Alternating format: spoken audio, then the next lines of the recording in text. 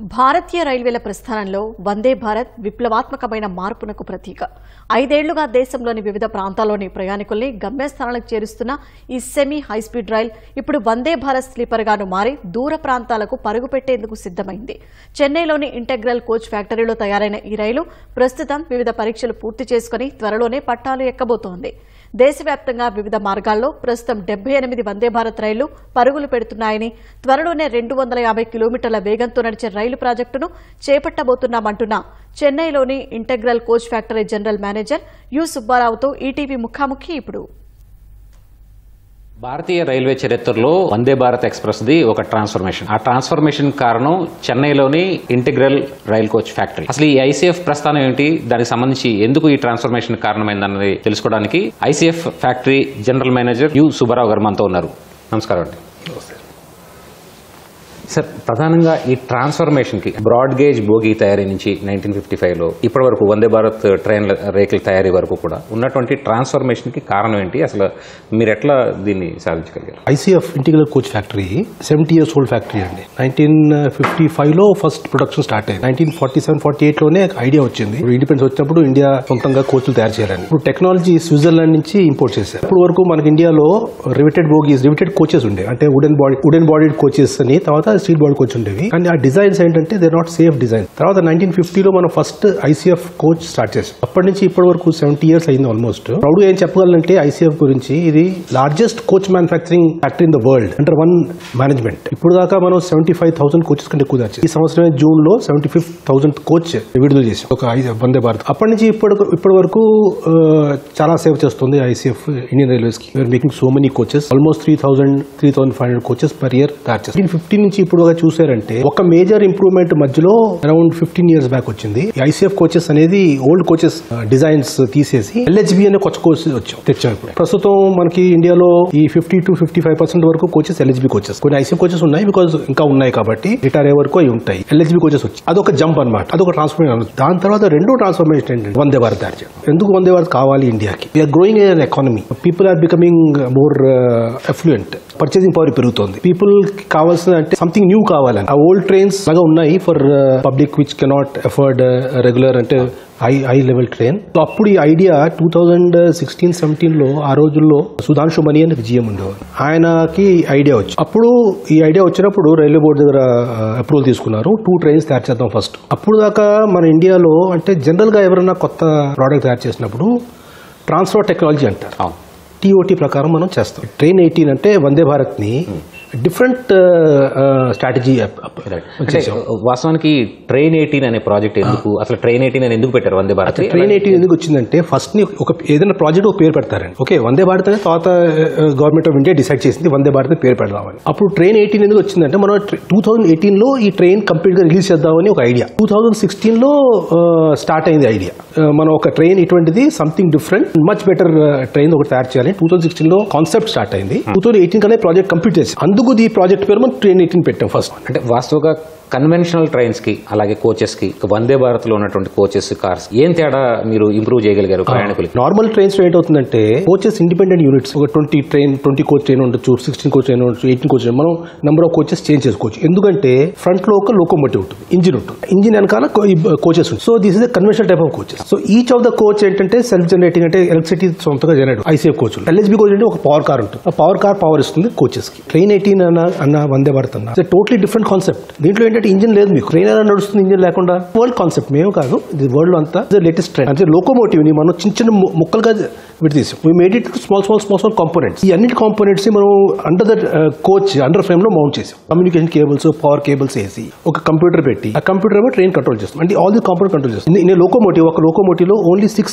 axles ఉంటాయి. ఒక్కొక్క axle మీద మోటార్ ఉంటుంది. సో ఆ 6 axles మోటరింగ్ చేస్తాయి. మరి యాక్సిలరేషన్, డిసెలరేషన్ ఆ యాక్సిల్ చేస్తాయి. ఇప్పుడు మన ట్రైన్ ఏంటంటే every second coach is having motor. అంటే మనం 16 కోచ్ ట్రైన్ అనుకోండి, 8 coaches have got motor. 8x4 32 Motors ఉంటాయి. మన లోకోమోటివ్ లో 6 మోటార్స్ ఉంటాయి, అది 32 మోటార్స్. అదే 24 కోచ్ అనుకోండి, 12x4 48 మోటార్స్ ఉంటాయి. సో మీకు ఏంటంటే యాక్సిలరేషన్ ఫాస్ట్ ఉంటుంది, డిసెలరేషన్ ఫాస్ట్ ఉంటుంది, బ్రేకింగ్ బాగుంటుంది, కంఫర్ట్ ఆఫ్ ద రైడ్. ఎందుకంటే జర్క్స్ ఉండవు మీకు, ఎందుకంటే all the motors are powering at the same time. Power is distributed అనమాట. కింద టెక్నాలజికల్ గా మీరు సాధించారు. అలాగే అంతర్గతంగా కొంత అంతర్గతంగా ఏంటంటే lot of comforts are possible because మీకు చాలా ఎక్కువ స్పేస్ ఉంది. గ్యాంగ్ వేస్ అంటాం, అంటే కోచ్ మధ్యలో గ్యాంగ్ వేస్ అంటాం. ఓల్డెన్ ట్రైన్స్ లో చూస్తే చాలా కంజెస్టెడ్ గా ఉంటుంది. అక్కడ మీరు సమయంగా నడుస్తున్నప్పుడు కూడా ఒక కోచ్ నుంచి ఇంకో కోచ్కి వెళ్తున్నప్పుడు కూడా కొంచెం చాలా జర్కీగా ఉంటుంది, మీకు కొంచెం భయం కూడా వేస్తుంది. మీకు ఈ ట్రైన్ లో సీమ్లెస్ కి వెళ్ళిపోవచ్చు, ఫుల్లీ సీల్డ్ అనమాట, వైడ్ గ్యాంగ్ వేస్ ఉంటాయి, సో మీరు సీమ్లెస్ కి వెళ్ళిపోవచ్చు. అదే లోపల ఉన్న CCTVs కానీ కంప్యూటర్స్ కానీ they're all control from one unit.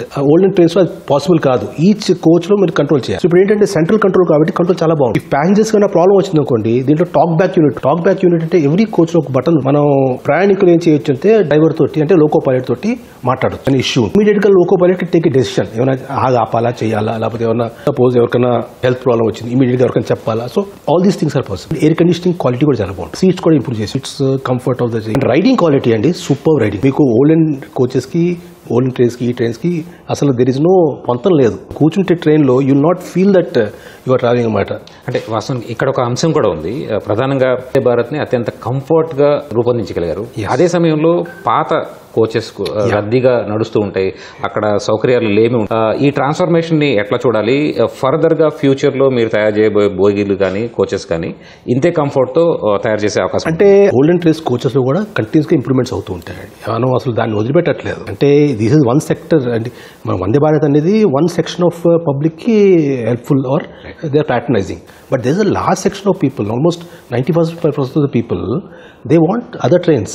ఆ ట్రైన్స్ కావాలి మనకి, దాన్ని కూడా కంటిన్యూస్గా ఇంప్రూవ్ చేస్తుంటాం. మీరు కొత్త కోచ్కి వెళ్ళారంటే you can easily see that furnishing కానివ్వండి, లుక్ కానివ్వండి, టాయిలెట్స్ కానివ్వండి, వీఆర్ కంటిన్యూస్లీ ఇంప్రూవింగ్. ప్రజలకి one of the most important mode of transport ఇండియాలో. సో అందుకు దేర్ లాట్ ఆఫ్ లోడ్. అందుకు అప్పుడప్పుడు ఎలా అనిపిస్తుంది అంటే ట్రైన్ పాడైపోయింది అనిపిస్తుంది, కానీ ట్రైన్స్ అనేవి 1.5 years పీరియాడిక్ ఓవరాలింగ్ వెళ్తాయి. వెళ్ళినప్పుడు మళ్ళీ ఆల్మోస్ట్ లైక్ న్యూ ట్రైన్ తయారు, కానీ ఓవర్ ద అగైన్ యూసేజ్ లో కొంచెం పాడవు. అంటే ఇక్కడ వందే భారత్ ట్రైన్ రూపకల్పనలో తయారీలు చాలా ప్రీమియం క్వాలిటీ అనిపించేలాగా దాన్ని రూపకల్పన ఎందుకని అలా చేయగలిగారు? అది బేసికలీ డిజైన్ అండి, మంచి డిజైన్, మంచి క్వాలిటీ ఆఫ్ మెటీరియల్, అదొకటి వస్తుంది.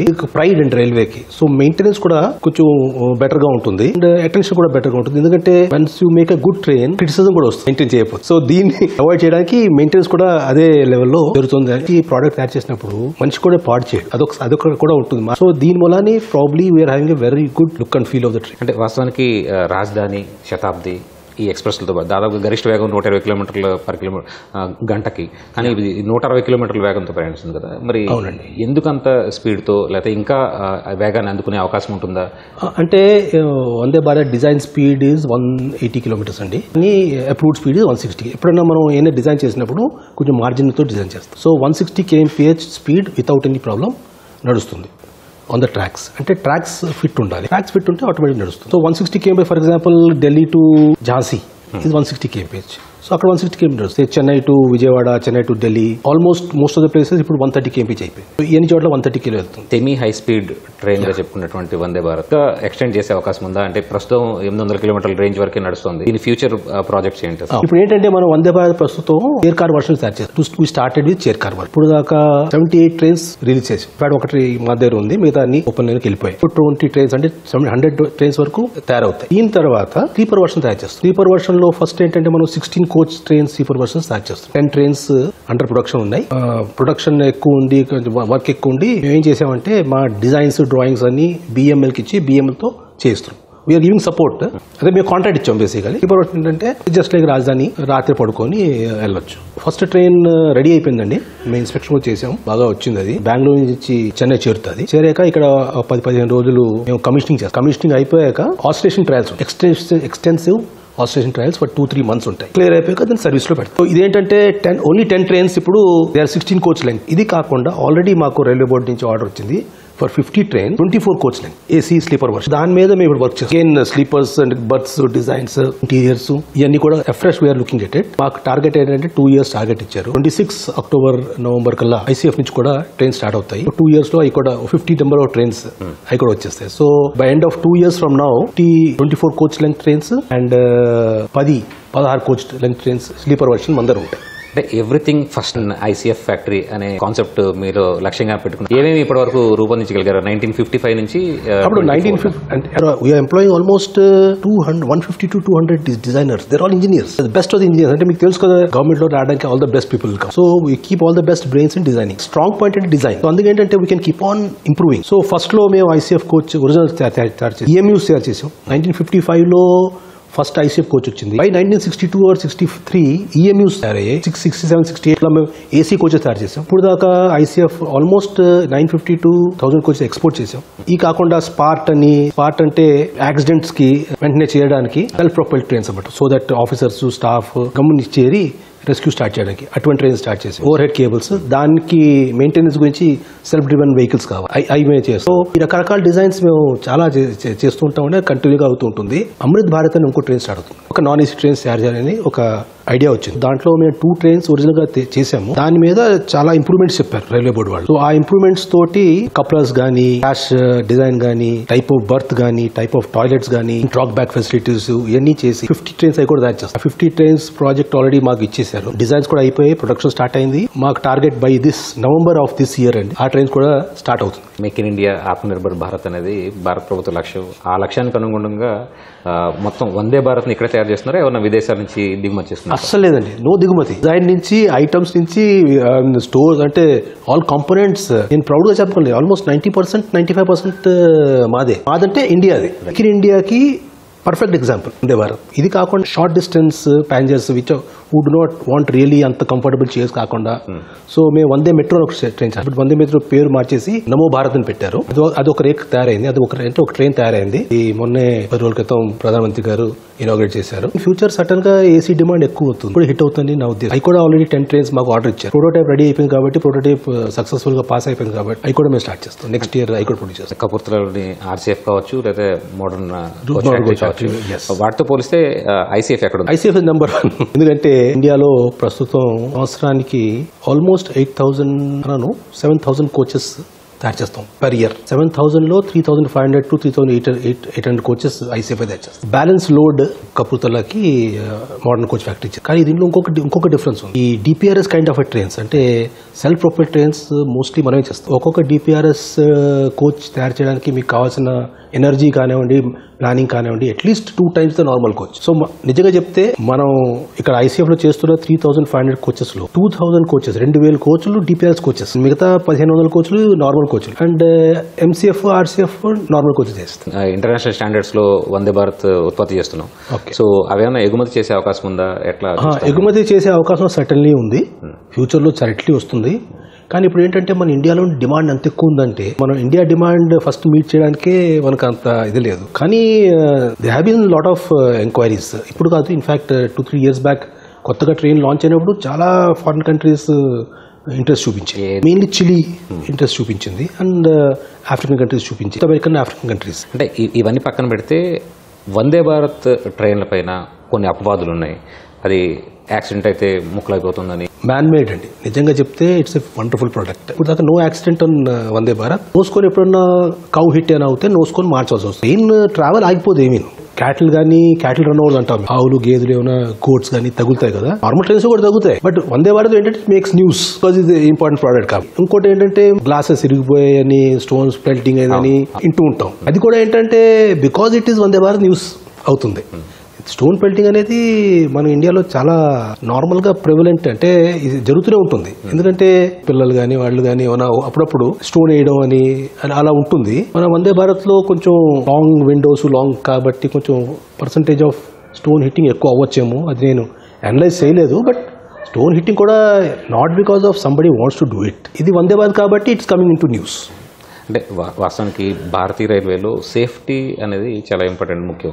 ఈ కొల్యూజన్కి సంబంధించినటువంటి అంశాల్లో ఎంతవరకు సురక్షితం Vande Bharat? As safe as any other train, in fact better, because lot of other features అదంటే యాంటీ క్లైంబింగ్ ఫీచర్స్ అని, క్రాష్ వర్ది ఫీచర్స్ అని ఉన్నాయి. అవి కాకుండా మీరు ఈ మధ్యన Kavach is becoming a very important term, everybody is talking about. Kavach అంటే ఏంటంటే యాంటీ కొల్యూజన్ డివైస్ అన్నమాట. దీంట్లో ఒక ఎక్విప్మెంట్ ట్రైన్లో ఉంటుంది, అండ్ చాలా మంది ఎక్విప్మెంట్ ట్రాక్ పక్కన ఉంటుంది. Day 1 మేము కవచ్ ఎక్విప్మెంట్ వందే భారత్లో పెడుతున్నాం. 3,000 kilometers ఈ సంవత్సరం కవచ్ పెట్టాలని మన గవర్నమెంట్ ఉద్దేశం. వందే భారత్ లాంటి speed trail, semi high speed trail తరహాలోనే ఇంకేమైనా ప్రాజెక్టులు భవిష్యత్తులో చేపట్టే అవకాశం ఉందా ఐసీఎఫ్ నుంచి? అది మీకు చెప్పాను కదా, స్లీపర్ వర్షన్ ఒకటి చేస్తాం, తర్వాత వందే మెట్రో అని ఒకటి చేస్తున్నాం, తర్వాత ఒక ఫ్రేట్ ట్రైన్ కూడా చేస్తాం. ఫ్రేట్ ట్రైన్ ఆల్సో, ఫ్రేట్ అంటే పార్సల్స్, ఫర్ ఎగ్జాంపుల్ అమెజాన్ కానీ ఫ్లిప్కార్ట్ కానీ పార్సల్స్ ఉంటాయి కదా, అటువంటి పార్సల్స్ ట్రాన్స్పోర్ట్ చేయడానికి ఒక ట్రైన్ ఆల్రెడీ ప్రొడక్షన్లో ఉంది ప్రస్తుతం. సో అది ఒకటి వస్తుంది బయటకి.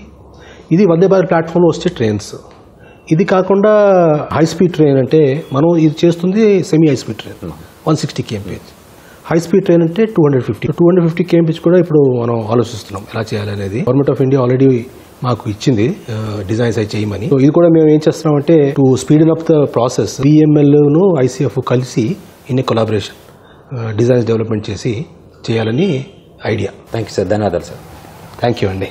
మొత్తానికి ఇంటిగ్రల్ కోచ్ ఫ్యాక్టరీని భవిష్యత్తులో అందరంత ఎత్తుకు తీసుకెళ్తాం, అలాగే భారత మేక్ ఇన్ ఇండియా ప్రాజెక్టు లక్ష్యాలకు అనుగుణంగానే తీర్చిదిద్దామని చెప్పి జీఎం సుబ్బారావు గారు చెప్తున్నారు. శ్రీనివాస్ నరేష్తో కలిసి Dhanunjay, ETV news, integral coach factory, Chennai.